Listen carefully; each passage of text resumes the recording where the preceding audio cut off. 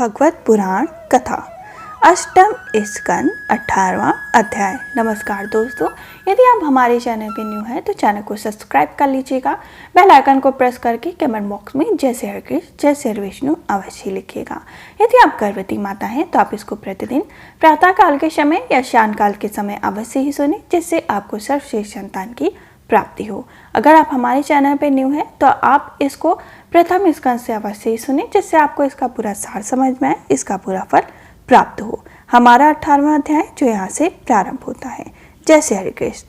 वामन भगवान का बलि से 3 पग पृथ्वी मांगना और बलि का वचन देना और शुक्राचार्य जी का उन्हें रोकना।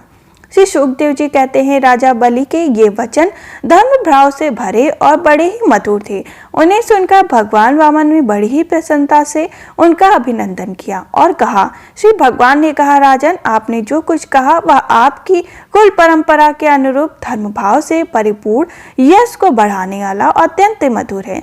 क्यों ना हो, पर लोक हितकारी धर्म के संबंध में आप भृगुपुत्र शुक्राचार्य को परम प्रमाण देते हैं। साथ ही अपने कुलव्रत पितामह परम शांत प्रहलाद जी की आज्ञा भी तो आप वैसे ही मानते हैं। आपकी वंशपरा में कोई धैर्यहीन अथवा कृपण पुरुष कभी हुआ ही नहीं।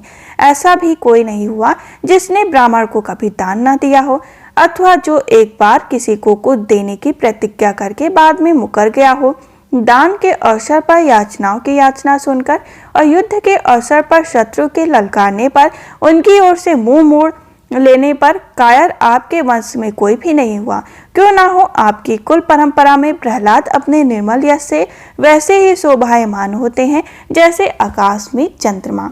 आपके कुल में हिरण्याक्ष जैसे वीर का भी जन्म हुआ था।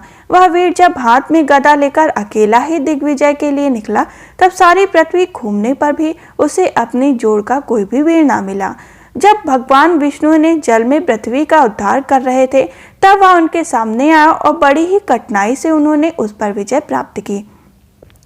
परंतु उसके बाद भी उन्हें बार बार हिरण्याक्ष की शक्ति और बल का स्मरण हो आया करता था और उसे जीत लेने पर वे अपने को विजय नहीं समझते।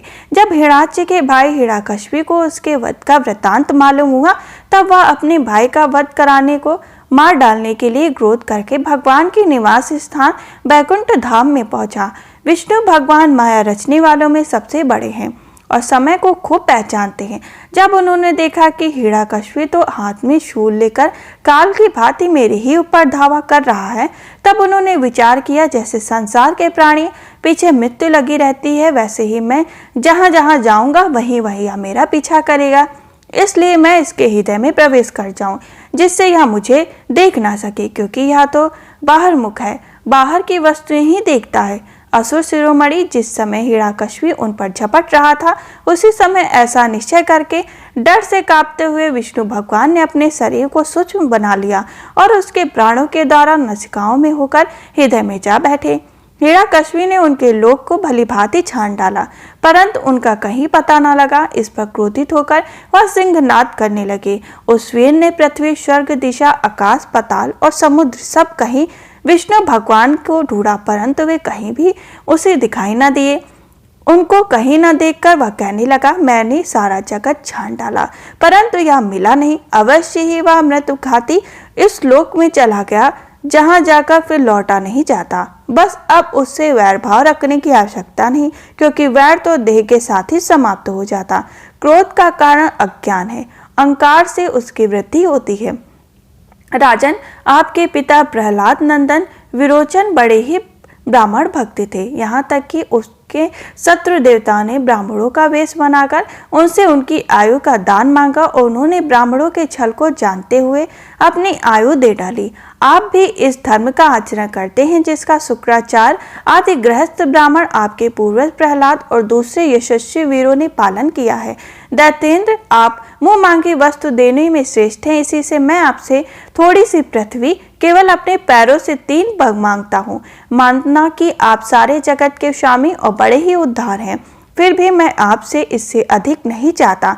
विद्वान पुरुष को केवल अपनी आवश्यकता के अनुसार ही दान स्वीकार करना चाहिए, इससे वह प्रतिगृहस्थ जन पाप से बच जाता है। राजा बलि ने कहा, ब्राह्मण कुमार, तुम्हारी बातें तो वृद्धों जैसी है, परंतु तुम्हारी बुद्धि अभी भी बच्चों सी ही है।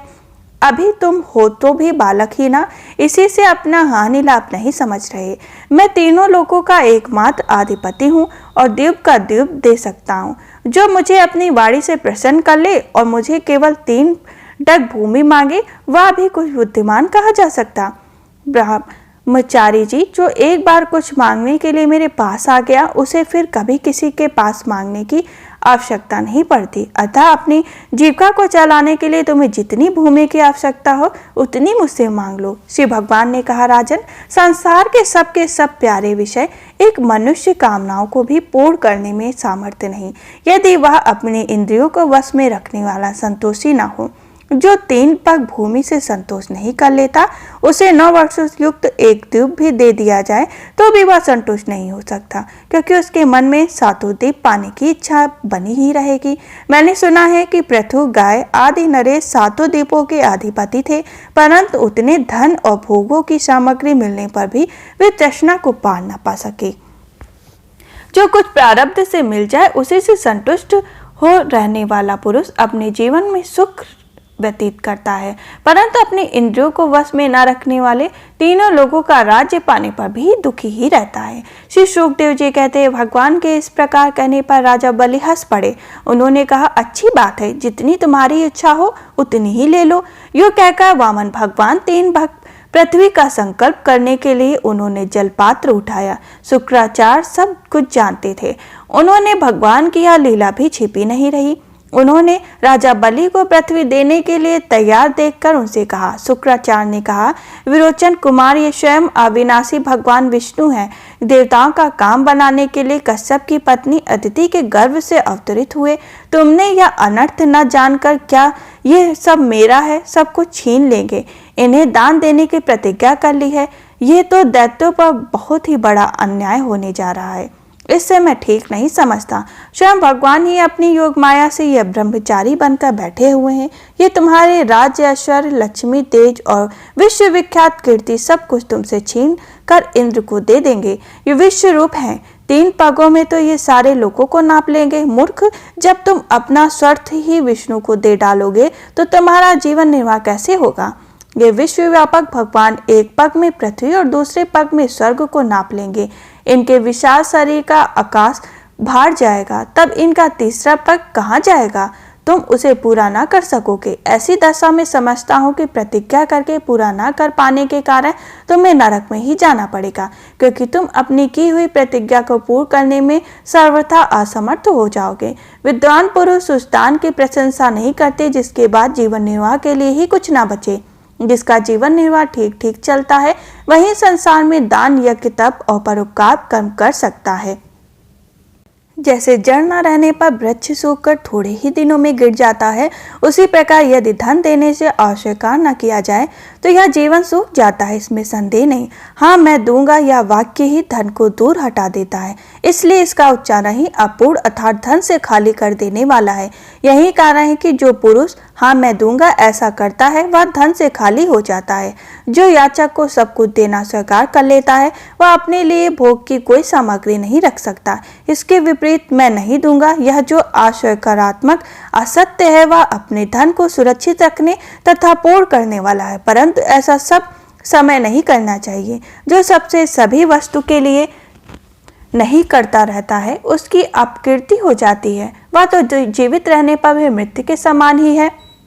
स्त्रियों को प्रसन्न करने के लिए हास परिहास में, विवाह में, कन्या आदि की प्रशंसा करते समय अपनी जीविका की रक्षा के लिए, प्राण संकट उपस्थित होने पर गौ और ब्राह्मण के हित के लिए तथा किसी को मृत्यु से बचाने के लिए असत्य भाषण भी उतना निंदनीय नहीं जितना वचन देकर मुकर जाना है। इस प्रकार हमारा 18वां अध्याय संपन्न हुआ। हम आपको मिलेंगे 19वें अध्याय में, जिसमें भगवान वामन जी का विराट रूप होकर 2 ही पग से पृथ्वी और स्वर्ग को नाप लेने का वर्णन किया जाएगा। अगर आप हमारे चैनल पे न्यू हैं तो चैनल को जरूर सब्सक्राइब कर लीजिएगा। बेल आइकन को प्रेस करके कमेंट बॉक्स में जय श्री विष्णु अवश्य लिखिएगा। हम आपको मिलेंगे अब 19वें अध्याय में। तब तक के लिए जय श्री कृष्ण।